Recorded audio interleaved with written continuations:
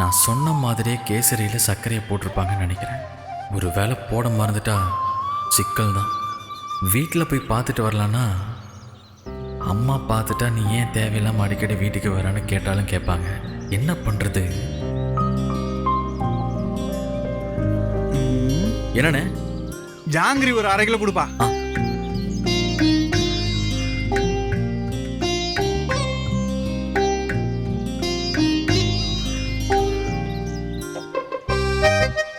அண்ணா இந்தாண்ணே tiffin box.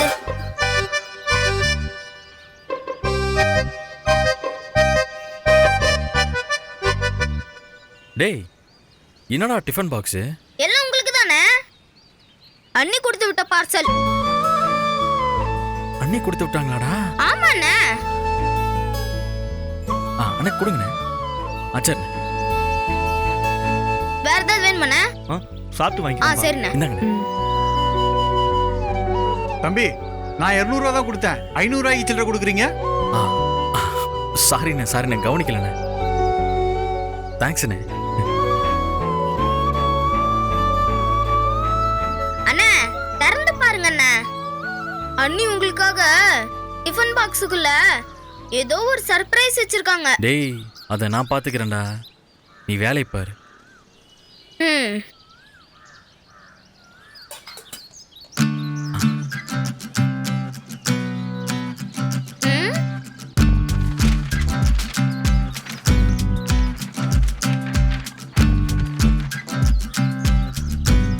நீங்க சொன்ன மாதிரியே செஞ்சிருக்கேன். நல்லா இருக்கான்னு பார்த்து சொல்லுங்க. உங்க அன்புக்கு நன்றி. என்னண்ணே லவ் லெட்டரா? டேய், போய் கஸ்டமர் கவனிப்போ. ஓ வேற ஏதாவது உங்களுக்கு வேணுமாண்ணே?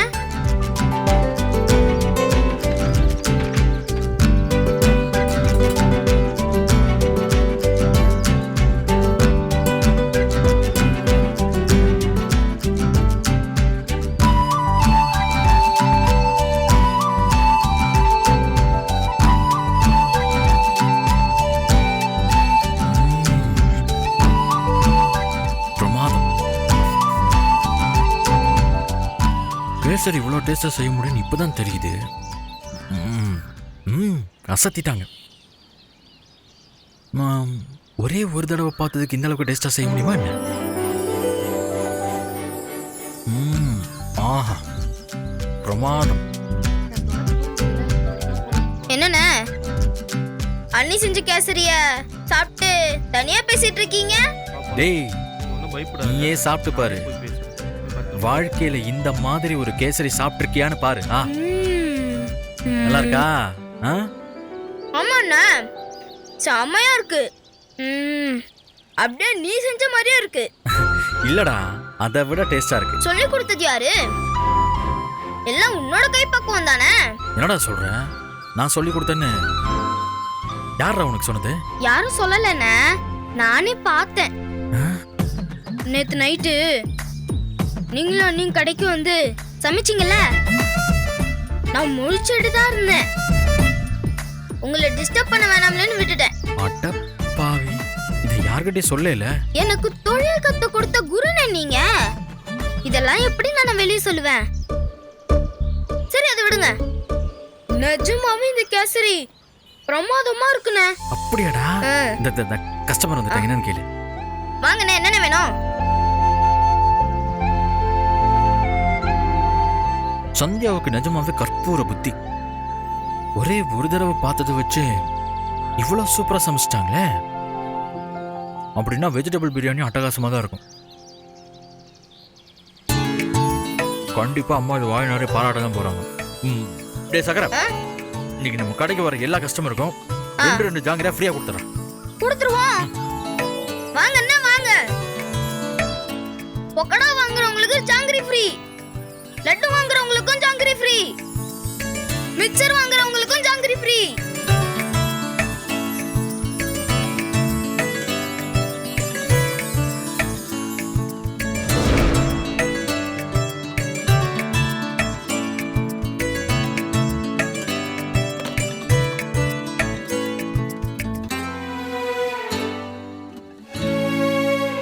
இந்த வீட்டுக்கு வந்த நாள்ல இருந்து இன்னைக்கு தான் நான் ரொம்ப சந்தோஷமா இருக்கேன். ஏதோ ஒரு பெரிய விஷயத்த செஞ்சு முடிச்ச திருப்தி. நிஜமா இதுக்காக யாரும் திட்ட மாட்டாங்கன்னு நினைக்கும் போது மனசுக்கு ரொம்ப ஆறுதலா இருக்கு. இன்னும் கொஞ்ச நேரத்துல அக்கம் பக்கத்து வீட்டுல சாப்பிட வர சொன்ன எல்லாரும் வந்துருவாங்க. அவங்க மத்தியில இந்த சாப்பாடை பரிமாறும் போது அத்தைக்கு ரொம்ப பெருமையா இருக்கும்னு நினைக்கிறேன். சரவணன் இந்நேரம் கேசரியை சாப்பிட்டிருப்பாரு. அவர் என்ன நினைக்கிறாருன்னு தெரியலையே. அதுதான் இப்போ ரொம்ப ரொம்ப முக்கியம். அவர் மட்டும் நேற்று இதை சொல்லி தரலன்னா என்னால இன்னைக்கு எதுவுமே செஞ்சிருக்க முடியாது. கண்டிப்பா சொதப்பிருப்பேன்.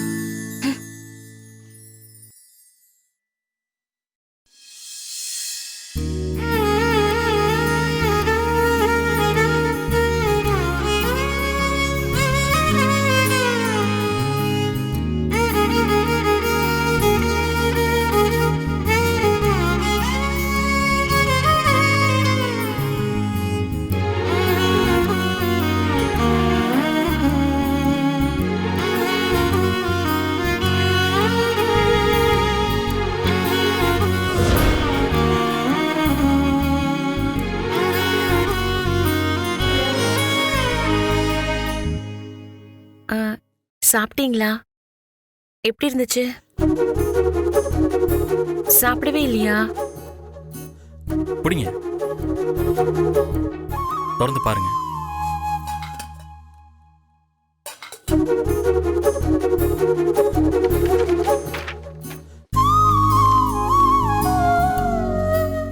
இவ்ளோ டேஸ்டா இருக்கும்னு நான் நினைச்சு கூட பார்க்கல.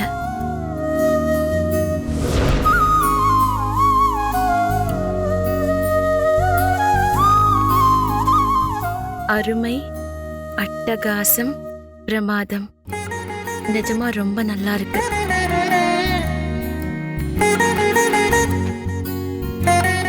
நிஜமாவே உங்களுக்கு பிடிச்சிருந்துச்சா?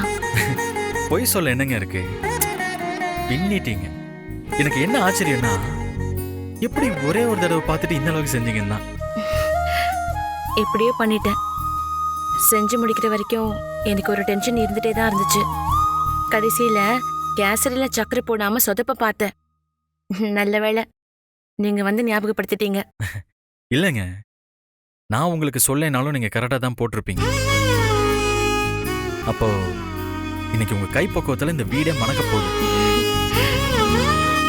இதுக்கு உங்களுக்கு தான் நான் நன்றி சொல்லணும். அட, இத்தனை நன்றிங்க. ஆஹா, அதுக்காக இல்ல.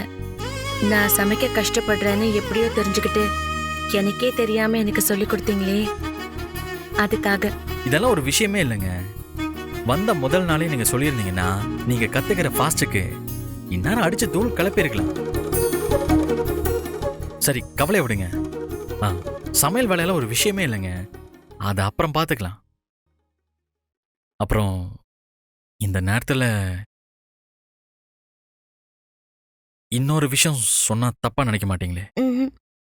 சொல்லுங்க. நான் சொல்லிடுவேன். அப்புறம் அன்னைக்கு ஃபர்ஸ்ட் நைட்ல பண்ண மாதிரி சந்திரமுகியெல்லாம் மாறிடக்கூடாது சொல்லிட்டேன். சாரிங்க, அன்னைக்கு ஏதோ. அதை விடுங்க. இப்ப நான் சொல்ல வந்த விஷயத்த சொல்லிடுறேன். இந்த புடவையில நீங்க செம்ம அழகா இருக்கீங்க. எவ்வளோ அழகுன்னு என்னாலையும் சொல்ல முடியல.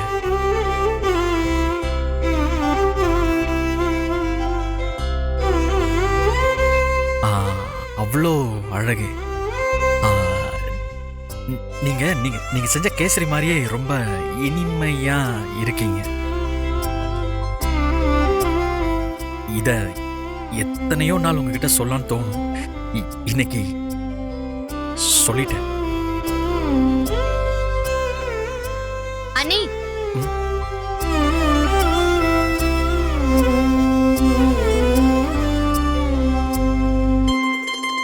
டிஸ்டர்ப் பண்ணிட்டனோ?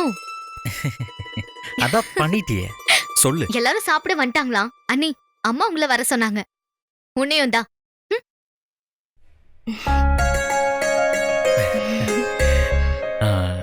இன்னும் கொஞ்ச நேரம் பேசிட்டு இருந்துட்டு போகலாம். அப்புறம் அம்மா கூப்பிட ஆரம்பிச்சிடுவாங்க. சரி, நீங்க போங்க. நான் அப்படியே கை காலெல்லாம் கழுவிட்டு வரேன். ம் ம் போங்க.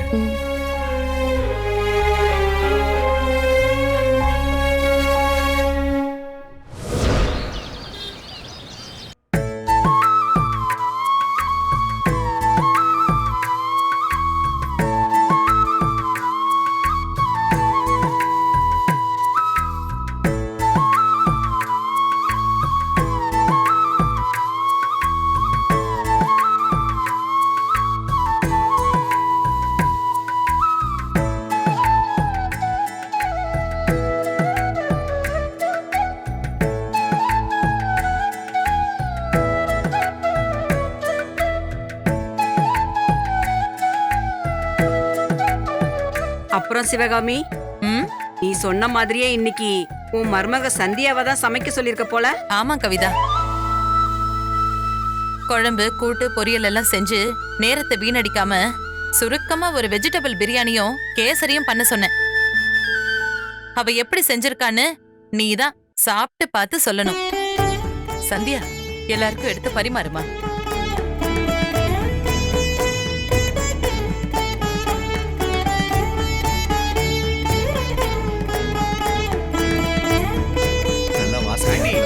டேய் சரவணா, அப்பா நீ வாயே வந்து உட்கார்ந்து சாப்பிடு. இல்லப்பா, நானும் சந்தியாவும் அப்புறம் சாப்பிட்டுக்கிறோம். நீங்க சாப்பிடுங்க. சரி இருக்கட்டும், விடுங்க. நல்லா இருக்கு.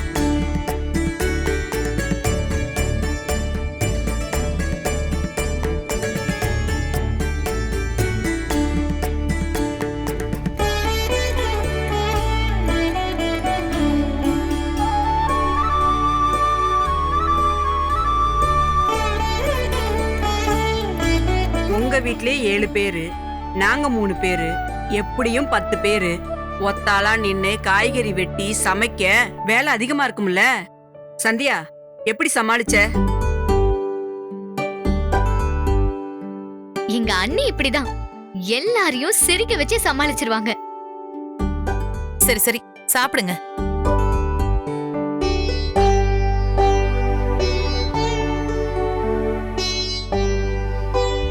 சந்தியா, நிஜமாவே சொல்ற, ரொம்ப நல்லா இருக்கு. இத்தனை பேருக்கு சமைக்கிறப்போ உப்பு கூட காரம் கம்மின்னு ஏதாவது ஒரு சின்ன சின்ன பிரச்சனை வரும். ஆனா இதுல குறை சொல்லவே முடியாது. எல்லாமே நல்லா இருக்குமா.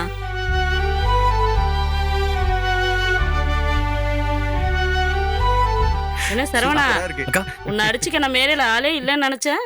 டேய், வீட்டுக்குள்ளே ஒரு போட்டி வந்துடுச்சு போல இருக்கு.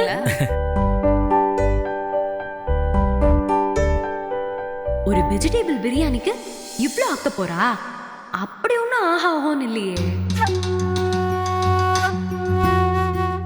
பார்வதி, உப்பு கம்மியா இருக்கிற மாதிரி இல்ல?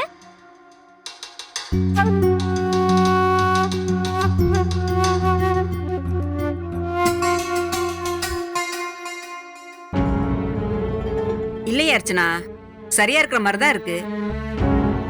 இல்லையே, கண்டிப்பா இதுல உப்பு கம்மியா தான் இருக்கு. பாருங்க, காய்கறிலாம் ஒரே சப்புன்னு இருக்கு. அர்ச்சனா, உனக்கு உப்பு பத்தலையா? ஆமாத்த, உங்களுக்கு? எனக்கு சரியா இருக்குதா இல்லையாங்கிறது இருக்கட்டும். ஆனா உனக்கு உப்பு பத்தல இல்லையா? ஆமாத்த. மயிலு, அர்ச்சனாவுக்கு மட்டும் உப்பு பத்தலையா? மத்த யாருக்கும் உப்பு போடாத, அவளுக்கு மட்டும் சாப்பாட்டுல உப்பு போடு. எல்லாமே ரொம்ப நல்லா இருக்குல்ல.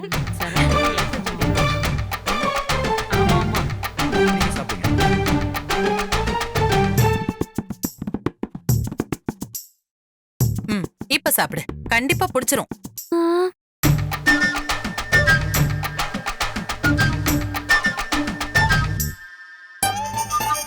தேவையில்லாம வாயை கொடுத்து மாட்டிக்கிட்டான்னு நினைக்கிறேன். சரி, அதெல்லாம் இருக்கட்டும். ஏதோ கேசரி செய்யறதா சொன்னீங்களே, வாசனை கூட அடிச்சுதே. எங்க காணோம் கேசரிய? அதானே, உங்க மனசெல்லாம் கேசரி மேலதான் இருக்கு, எனக்கு தெரியும். சந்தியா, அந்த கேசரி எடுத்து எல்லாருக்கும் போடு. மயிலே, அந்த கேசரி எடு. இங்க இருக்கா? மயிலே, அதை கூட கொடுங்க, நான் வைக்கிறேன். இல்ல, நான் வைக்கிறேன். இல்ல, நானே வைக்கிறேன். பரவாயில்லைங்க, இருக்கட்டும். ஐயோ, கொடுங்க. என்ன சரவணா, இன்னும் பொண்டாட்டிய வாங்க போங்கன்னு தானா? கல்யாணம் ஆகி இத்தனை நாள் கழிச்சும் இன்னும் அந்த கூச்சம் போலையா உனக்கு? புருஷனும் பொண்டாட்டியும் நல்லா சிரிச்சே ஏமாத்துறீங்கல்ல.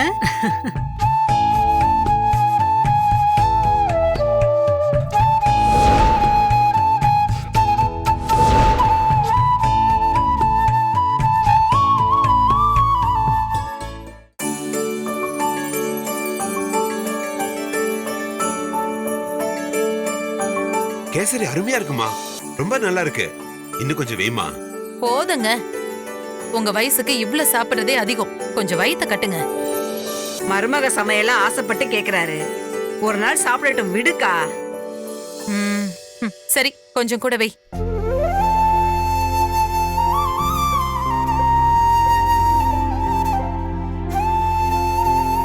உங்களை எல்லாம் திருத்தவே முடியாதுங்க.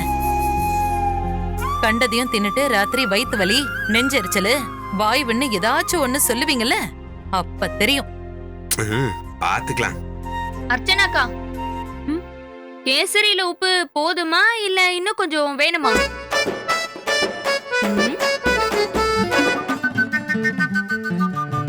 சந்தியா, நீ சாப்பிட்டியா இல்லையா? இல்ல, நீங்க எல்லாம் சாப்பிட்டு முடிங்க, நான் கடைசியா சாப்பிட்டுக்கிறேன். அட என்னம்மா நீ இவ்வளவு அருமையா சமைச்சிருக்க, இன்னுமா சாப்பிடல? வா உக்காரு. பரவாயில்ல, நீங்க சாப்பிடுங்க. அப்படின்னா சரவணண்ணா, நீ கொஞ்சம் கேசரி எடுத்து அன்னிக்கு ஊட்டி விடு. அப்பா அம்மா எல்லாம் இருக்காங்கன்னு சரவண வெக்கப்படுறான் போல. ஆமா. டேய், இந்த மாதிரி வாய்ப்பெல்லாம் விட்டுடாத, எடுத்து ஊட்டி விடு. ஊட்டி விடுங்க. இல்ல,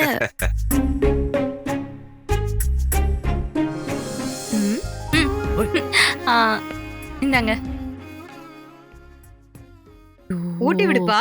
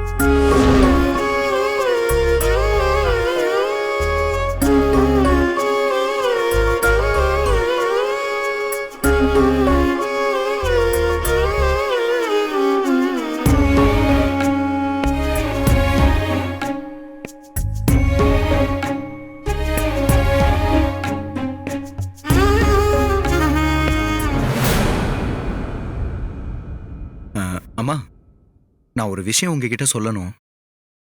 இன்னைக்கு அண்ணியோட சாப்பாடு நிஜமாவே ரொம்ப நல்லா இருந்துச்சுமா.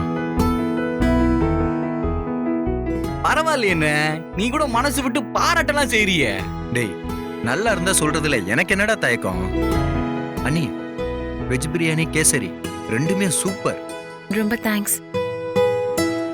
இது வரைக்கும் அண்ணி இந்த வீட்டுக்கு வந்ததுல இருந்து நானும் அர்ச்சனாவும் அவங்களுக்கு பரிசுன்னு எதுவுமே கொடுத்ததில்ல. அதான் இன்னைக்கு நம்ம கடையில இருந்து ஒரு புடவை எடுத்து கொடுக்கலாம்னு ஓ, நினைக்கிறேன்.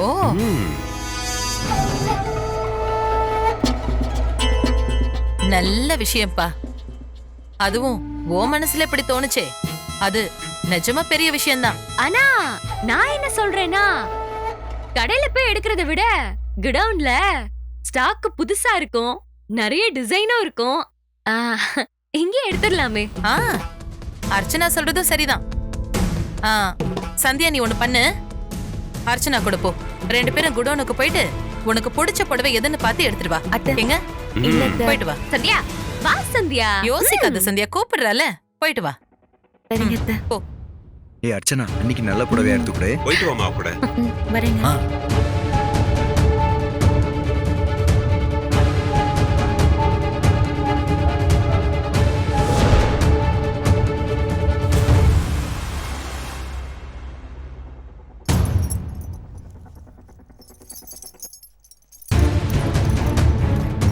உள்ள திறந்தா ஃபுல்லா எரிஞ்சு கிடக்கும். அப்படியே ஷாக் ஆவா. நாம அப்படியே அழுது ஆக்டிங்க போட்டுற வேண்டியதுதான். சந்தியா, உள்ள நிறைய புது புடவைலாம் இருக்கும். போன வாரம் தான் ஒரு 3 லட்சத்துக்கு சரக்கு இறக்கி வச்சிருந்தோம். உனக்கு எது பிடிக்குதோ அதை எடுத்துக்கோ. எனக்கு இப்ப புடவை தேவையே இல்லைங்கிற அர்ச்சனா. நீங்க தான் கேட்கவே மாட்டேங்கிறீங்க. ஆசையா குடுக்கறது அப்படிலாம் வேணான்னு சொல்லக்கூடாது. வா.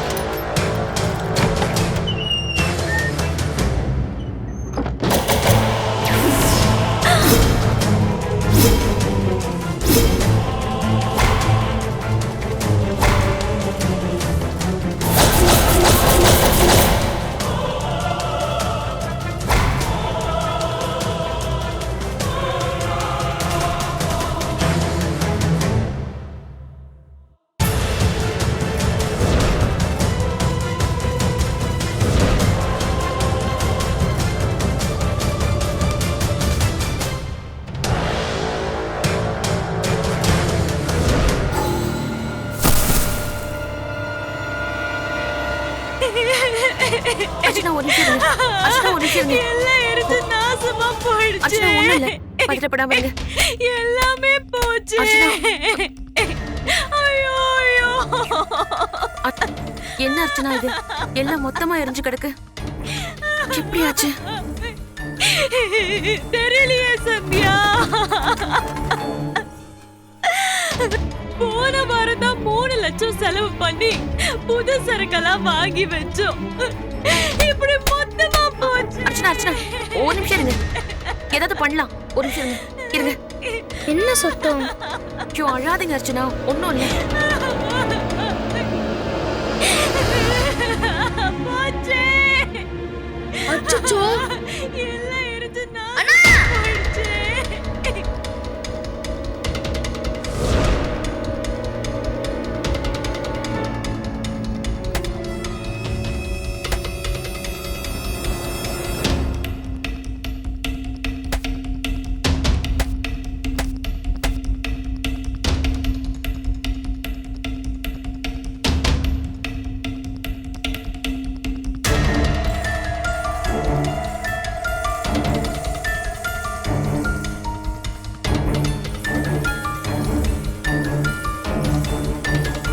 போச்சு, எல்லாமே போச்சு, மொத்தமா போச்சுப்பா.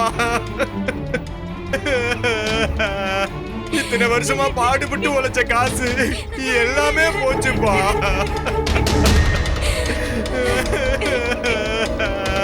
காலையில இருந்து ராத்திரி வரைக்கும் கால் கணக்கா கடையில நின்னு 50-100 மணி சம்பாதிச்ச காசு எல்லாமே இப்படி கருகி போச்சு.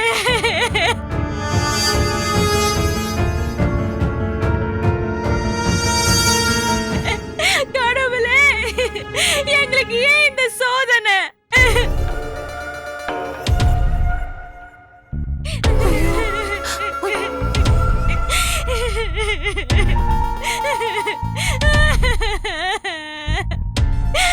உன்னை நாள் தவறாம கும்பிட்டேன். வெள்ளி செவ்வான மறக்காம விளக்கேத்துன. மாசம் ஒரு வாட்டியாச்சும் உனக்கு பூஜை செஞ்சனே, அது எதுவுமே உன் கண்ணுக்கு தெரியலையா? எங்களை ஏன் இப்படி ஏமாத்துன? அண்ணி, உங்களுக்கு ஒரு புடவை கொடுக்கணும்னு ஆசையா வந்து திறந்தா இப்படி ஆகணும்.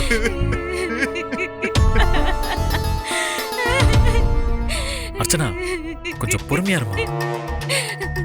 எதனால இப்படி நடந்துச்சுன்னு விசாரிப்போம்.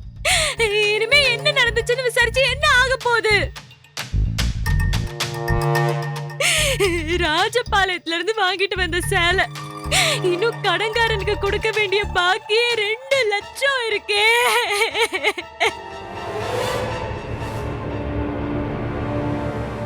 ஐயோ, இப்போ நம்ம எங்க போய் என்னங்க பண்ண போறோம்?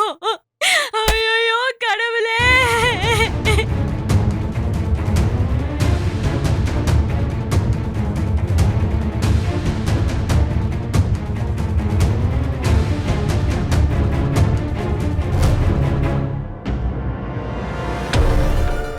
ரொம்ப நாளைக்கு பிறகு சந்தியா நல்லா சமைச்சு எல்லாரும் பாராட்டி வீடே சந்தோஷமா இருக்கேன்னு நினைச்சேன்.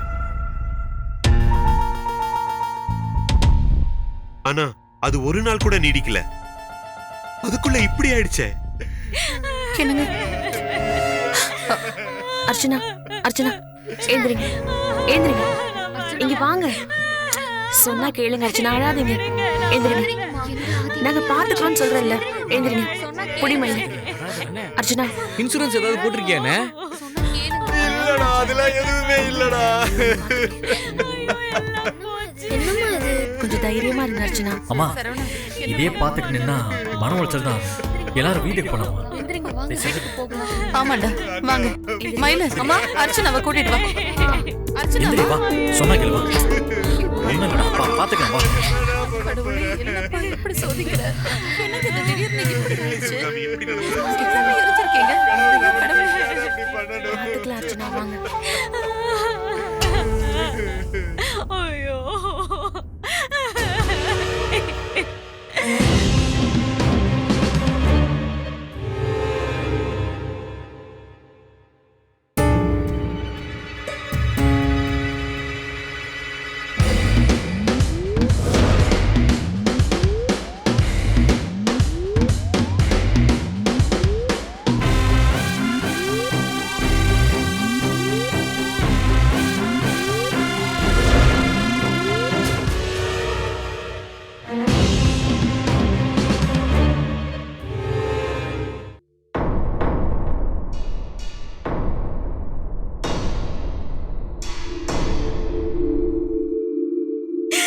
எல்லாம் போச்சு.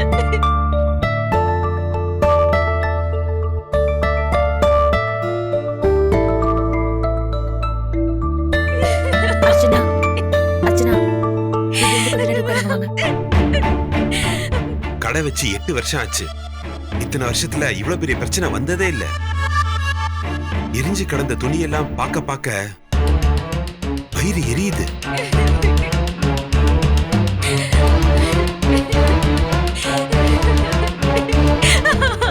அத்தை, பாருங்க அத்தை, என்னென்னமோ நடந்துருச்சு.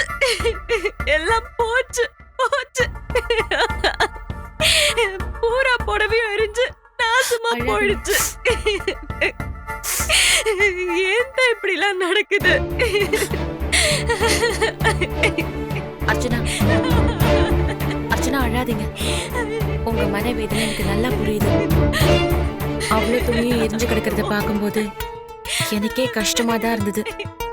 இது பாருங்க, எவ்வளவு கஷ்டப்பட்டு உழைச்சி காசு கொடுத்து அதை வாங்கியிருப்பீங்கன்னு எனக்கு புரியுது. ஆனா அதுக்காக அழுத ஆக போறது ஒன்னும் இல்ல. அடுத்து என்ன பண்றதுன்னு யோசிப்போம்.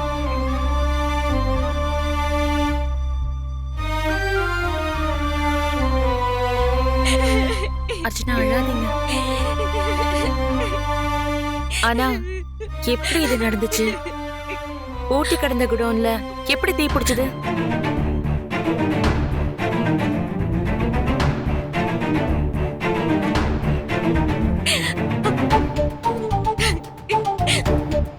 யாரு கண்டா சந்தியா? நாம 2 பேரும் தானே ஒன்னா போய் பார்த்தோம். அது புரியுது அர்ச்சனா. ஆனா இத்தனை நாள் இல்லாம இப்ப எப்படி திடீர்னு தீ பிடிச்சது? அதான் குழப்பமா இருக்கு.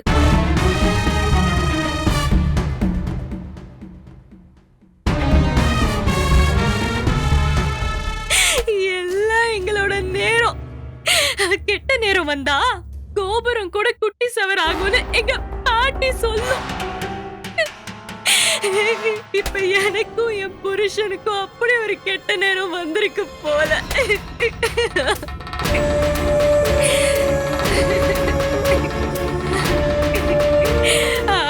அதனாலதான் லட்ச லட்சமா கொட்டி கொடுத்து வாங்கின சேலை எல்லாம் எரிஞ்சு போச்சு. கிட்டத்தட்ட 5 லட்சம். இவ்வளவு காசை சம்பாதிக்கணும்னா இன்னும் எத்தனை வருஷம் உழைக்கணுமோ? ஆண்டவா, எல்லாம் நாசமா போச்சே. அர்ச்சனா, தயவு செஞ்சு அந்த மாதிரிலாம் பேசாதீங்க. எரிஞ்சது வெறும் துணிதான். நல்ல வேளை மனுஷங்களுக்கு எதுவுமே ஆகல. நீங்க 2 பேரும் துணியை எடுக்க வைக்கன்னு எத்தனை தடவை உள்ள போயிட்டு வந்திருப்பீங்க. அப்பெல்லாம் இந்த மாதிரி ஏதாவது நடந்திருந்தா என்ன ஆயிருக்குது?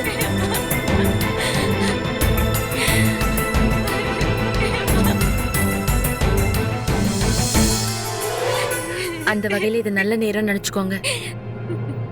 அது மட்டும் இல்ல, குடோன்ல பத்தின தீ பக்கத்துல எந்த வீட்டுக்குமே பரவாம பெரிய விபத்தா எதுவும் மாறாம அந்த ஒரு ரூமோட போயிடுச்சு. இல்லனா என்ன நடந்திருக்கோன்னு நினைச்சே பார்க்க முடியல. ஆமாமா, சந்தியா சொல்றது சரிதான். நம்ம குடோன் ஒட்டி வரிசை வீடுங்க இருக்கு. இந்த கெட்டதுலயும் ஒரு நல்லது, வேற எந்த வீட்டுக்கும் ஒன்றும் ஆகல. அதனால தாங்க கேக்குறேன், இது எப்படி நடந்திருக்கும்? எப்பவுமே ஒரு இடத்துல ஃபயர் ஆக்சிடென்ட் நடந்தா உள்ள இருந்து புகை வரும், தெரிஞ்சா அந்த வெளிச்சம் வெளியே தெரியும். அப்படி நடந்திருந்தா பக்கத்துல இருக்கிறவங்களுக்கு தெரியாம இருந்திருக்காதே. இது ரெண்டுமே இல்லையே. உள்ளேயே மூட்டம் போட்ட மாதிரி எரிஞ்ச சாம்பல் ஆயிருக்கு. அது ஆச்சரியமா இல்ல இருக்கு. ஆஹா, இவங்க இப்பவே சந்தேகத்தை கிளப்ப ஆரம்பிச்சிட்டாங்களே. இப்ப என்ன பண்றது? அண்ணி, என்ன நீ இப்படி பேசுறீங்க? எல்லாமே எரிஞ்சு சாம்பலா போச்சுன்னு சோகத்துல இருக்கும்போது இந்த ஆராய்ச்சி எல்லாம் தேவையா? டேய் செந்தில், அதுல என்னடா தப்பு இருக்கு? இப்ப எப்படி நடந்ததுன்னு யோசிச்சு விசாரிச்சு தெரிஞ்சுக்கிட்டா தானே அடுத்த தடவை இந்த மாதிரி நடக்காம பாத்துக்க முடியும். எனக்கே அந்த குடோன்ல எப்படி தீ பிடிச்சதுன்னு ஒரே யோசனையா இருக்கு.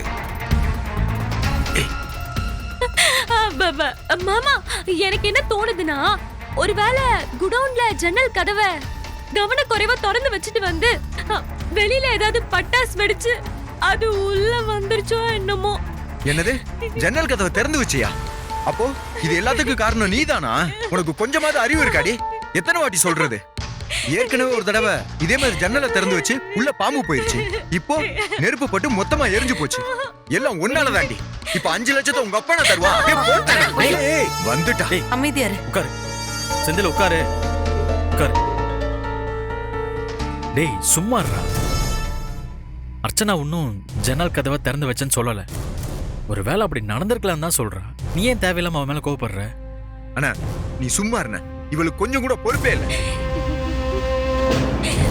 இருந்திருந்தா டெய்லி ராத்திரி தூங்குறதுக்கு முன்னாடி குடோனுக்கு போய் எல்லாம் ஒழுங்கா இருக்கான்னு செக் பண்ணிட்டு வந்திருப்பா. அப்படி செக் பண்ணிருந்தா இதெல்லாம் நடந்திருக்கவே நடந்திருக்காது. எப்ப பார்த்தாலும் செல்போனு கையுமா இருந்தா அப்ப இப்படிதானே நடக்கும்.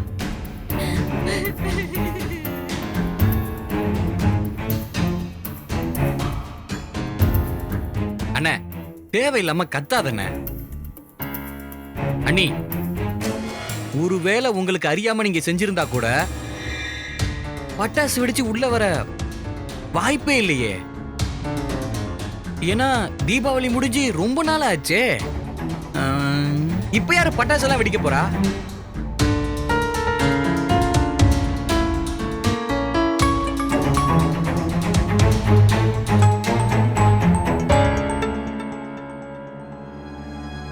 ஆதி சொல்றதும் ஒரு வகையில உண்மைதான்.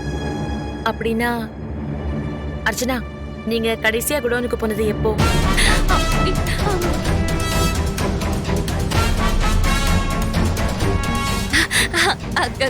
கடைசியா கடைசியா நான் போல, அவர்தான் போனாரு. அண்ணி, நான் தான் நீ போனேன். கடைசியா ஒரு 3 நாளைக்கு முன்னாடி புடவையெல்லாம் போய் இறக்கி வச்சுட்டு வந்தேன். கடைசியா போனது நீ. அப்புறம் எதுக்கு அண்ணிய ஜன்னல் கதவை திறந்து வச்சுட்டு வந்துட்டாங்கன்னு திட்டுற?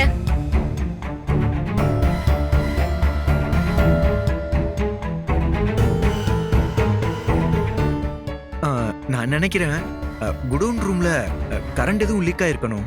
அதனால தீ பிடிச்சிருக்குன்னு நினைக்கிறேன்.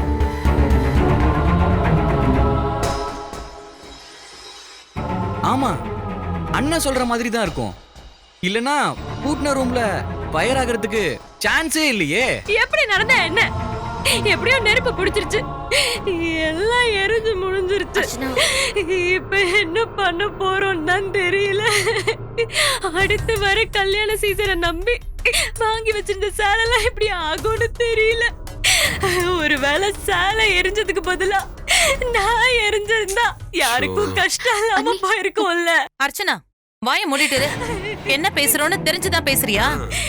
நடந்த நஷ்டம் உனக்கும் செந்திலுக்கும் மட்டும் இல்ல, இந்த குடும்பத்துக்கே மொத்தமா நடந்த நஷ்டம். வலிய வேதனையும் எல்லாருக்கும் இருக்கு. அதுக்காக அபசகுணமா என்ன வேணும்னாலும் பேசாத.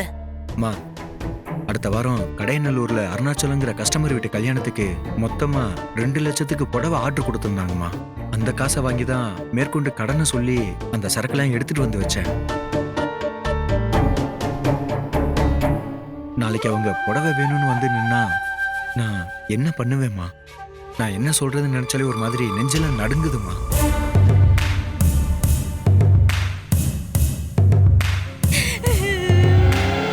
என்னடா சொல்ற? அவங்களுக்கு உடனே 2 லட்சம் ரூபாய்க்கு புடவைங்க கொடுக்கணுமா? ஆமாமா, கை நீட்டி காசை வாங்கிட்டேன். எரிஞ்சு போச்சுன்னு அவங்க கிட்ட போய் எப்படிமா சொல்ல முடியும்? கல்யாணக்காரங்க கிட்ட இதை சொன்னா ரொம்ப தப்பாயிடுமா?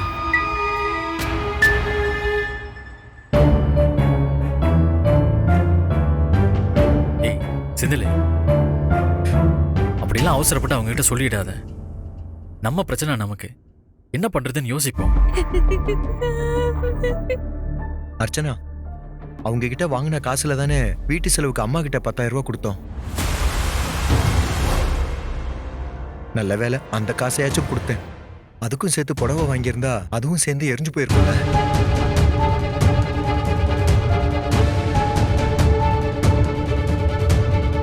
அந்த 3 லட்சம் மட்டும் இல்ல, நம்ம கடைக்கு புடவை சப்ளை பண்ற வியாபாரிங்க எல்லாருக்கும் வார வாரம் பணம் செட்டில் பண்றது தான் வழக்கம். அப்புறம் நிறைய பேர் கல்யாணத்துக்காக புடவைக்கு வேற அட்வான்ஸும் கொடுத்துட்டு போயிருக்காங்க. எல்லாருக்கும் என்ன பதில் சொல்ல போறேன்னு தெரியல.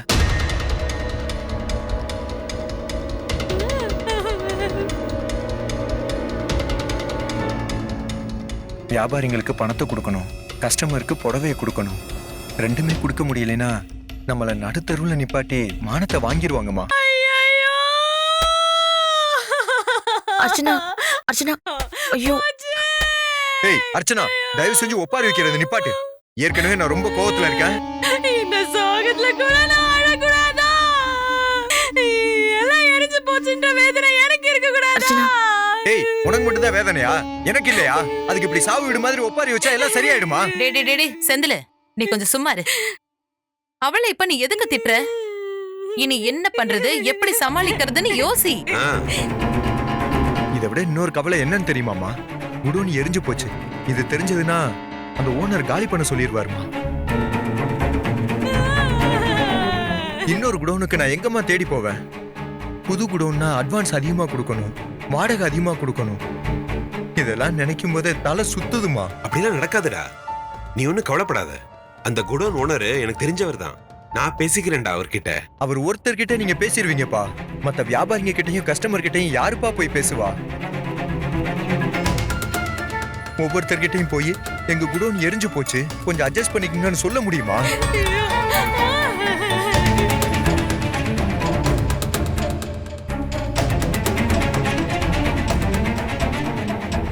எல்லாம் என்னோட நேரம்ப்பா. என் வாழ்க்கை நாசமா போகும்னு என் தலையில எழுதி இருந்தா அதை யாருனால மாத்த முடியும்? டேய், என்னடா பேசுற? இப்ப என்ன குடியா முடிய போச்சு? பிசினஸ் செஞ்சா பிரச்சனைன்னு ஒன்று வரதா செய்யும்.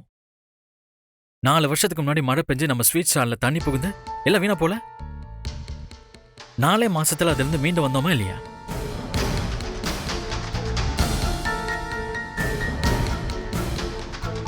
இதெல்லாம் பிசினஸ்ல சகஜம்டா. எதிர்த்து நின்று ஜெயிக்க முடியுங்கிற நம்பிக்கை உன் மனசுல இருக்கணும். நீயே இப்படி கலங்கி போய் பேசினா அர்ச்சனாவை யார் தேத்துவா சொல்லு?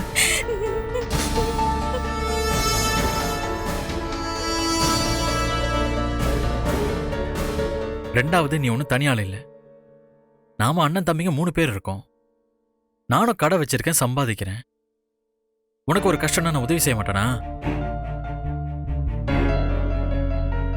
ஒரு பிரச்சனை வந்தா கூட நின்று உதவி செய்ய தானே அண்ணன் தம்பிங்க இருக்கும். நீ இப்படி மனசு வெறுத்து பேசுறது ரொம்ப தப்பு. பணம் தானே, பார்த்துக்கலாம் விடு. எல்லா நஷ்டத்துல இருந்து ஈஸியா வெளியே வந்துடலாம். நான் பார்த்துக்கிறேன்டா.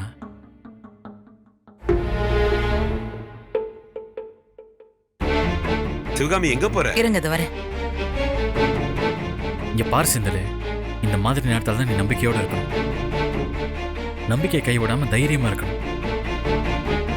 எவ்வளோ நஷ்டம்னு கணக்கு போட்டு சொல்லு. யார் யாருக்கு எவ்வளோ செட்டில் பண்ணுன்னு பாரு. படிப்படியாக கொடுத்து அடைச்சிடலாம்.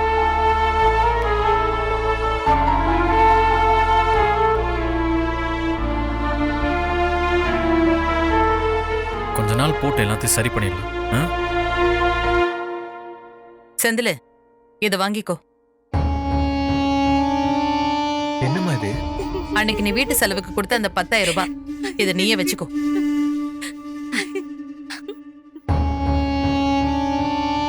மா, இதை நீங்களே வச்சுக்கோங்கம்மா. என்ன குற்ற உணர்ச்சியில தள்ளாதீங்கம்மா. நானே இருந்திருந்தும் இப்பதான் முத தடவை வீட்டு செலவுக்கு பணம் கொடுத்துருக்கேன். அதை திருப்பி வாங்கினா ரொம்ப அசிங்கமா இருக்குமா. டேய், நீ இப்ப நல்ல நிலைமையில இல்லடா. திரும்பவும் எப்ப அந்த பிசினஸ் நல்லபடியா போகுதோ அப்ப கூட போதும். இப்ப நீ இத வச்சுக்கோ.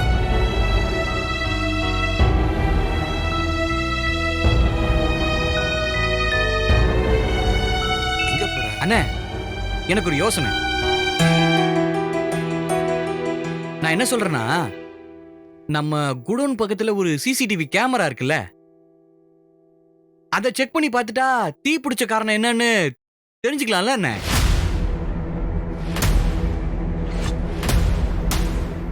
இது நல்ல யோசனை தான் ஆதி. எதுக்கும் அப்புறமா போய் செக் பண்ணி பார்த்துருவோம்.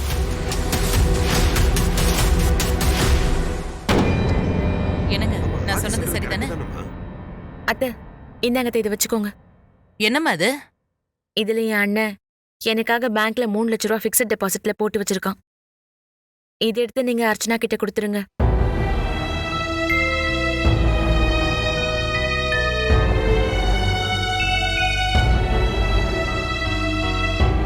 ஐயோ, இது உன்னோட அண்ணன் உனக்காக கொடுத்த பணம் இல்லையா? இது இந்த விஷயத்துக்கு எடுக்க வேண்டாமா? அது நல்லா இருக்காது. பரவாயில்ல அத்தை, நானும் இந்த வீட்டோட மருமக தானே. இந்த வீட்டோட கஷ்ட நஷ்டத்துல பங்கெடுத்துக்க வேண்டியது என்னோட கடமை இல்லையா? ஏங்க, நீங்க இப்படி கேட்டதே எங்க எல்லாருக்கும் சந்தோஷம். ஆனா இது உள்ள கொண்டு போய் வைங்க. செந்திலோட நஷ்டத்தை சரி பண்ண ஸ்வீட் ஸ்டார்ல வர வருமானமே போதும். எப்படிப்பா, எப்படி முடியும்? இது சீசன் நேரம் தாம்மா. ஏற்கனவே எக்கச்சக்க ஆர்டர்ஸ் வந்துட்டு தான் இருக்கு. நான் தான் இது போதும்னு நினைச்சு பாதி ஆர்டர்ஸ் வேணாம்னு சொல்லிட்டேன். அது எல்லாத்தையும் இழுத்து போட்டு செஞ்சாக்கா ஒரு 2-3 மாசத்துல எல்லா நஷ்டத்தையும் சரி கட்டிட முடியுமா?